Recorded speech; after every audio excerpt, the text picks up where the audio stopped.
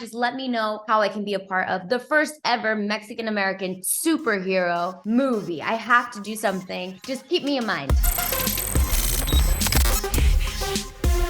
Aranka n'est pas qu'une chanson ensoleillée, il y a aussi un vrai message. I think like any song that I've ever created, I think that there's always that intention of empowering somebody. Even in my sad songs and my vulnerable songs, I think being vulnerable is even empowering. But I think what's really fun about Arranca is it has like this actitud, this sazon that's like very confident, very like, I know what I'm worth and I know what I want and this is it and this is me. And from the delivery of the vocals to the lyrics to the way that the production kind of just like hugs it, I think it's perfect. Yo sé que estoy llamando porque quiere candy. Yo no soy tu plan B, esa chichi maldi. Yo tengo suplente que me baja el panty. Mi PUSI, yo no te ti. Ce message est d'autant plus important que le monde du reggaeton est connu pour être plutôt machiste. I think for decades now, this has been a topic of conversation within us as women in music, right? Feeling like we maybe are misrepresented, we don't get the same opportunities. And sometimes it's not even a conscious thing. It's just what we've been taught in our culture. For me, it was very heartwarming to work alongside a lot of other successful men in reggaeton and them be so supportive and them agree that, you know, it's not that one has it harder than the other, but the paths do look very, very different. For me, I think it's been a journey that every time I've been faced with adversity, I've always looked at the obstacle as an opportunity to change this, to learn something from this, to gain something from this, for whether it be for me, whether it be for more women, for our youth too, no matter what you identify as. I think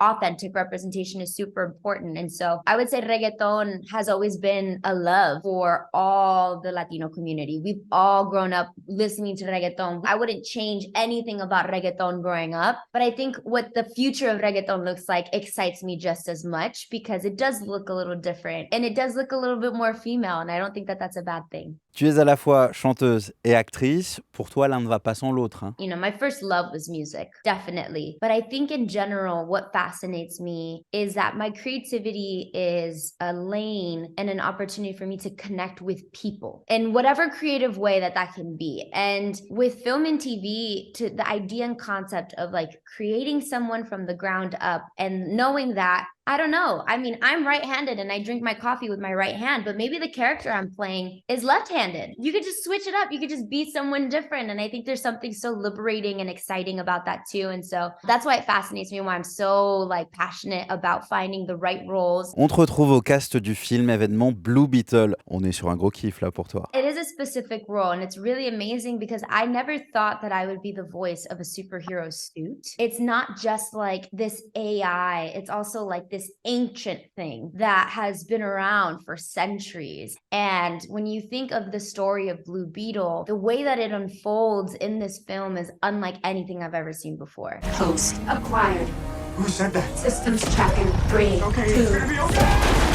And it's very funny to me that I don't think I've actually ever shared this, but Angel, the director of the film, he and I met over a year ago. I did a chemistry read to play Xolo's sister in the film. It was very sweet. There was a lot of chemistry on camera and it went great. And Angel said, you know, we have just one problem. You're Becky G, right? And you're supposed to play his younger sister. And technically you'd be his older sister, right? And you guys look so much alike that you also can't play his love interest. And I was like, absolutely, I totally understand. Just let me know how I can be a part of the first ever Mexican-American superhero movie. I have to do something. Just keep me in mind. Fast forward, and he calls me and he says, you know, I think I have the perfect way for you to be a part of the film. And it was really cool because I was hanging out with the cast the other day and we were doing promo. And it was just one of those things where I was like, wow, the world works in funny ways. And I couldn't be any more proud of being a part of the Blue Beetle Familia because I think the film really embodies something that we've needed for a very long time.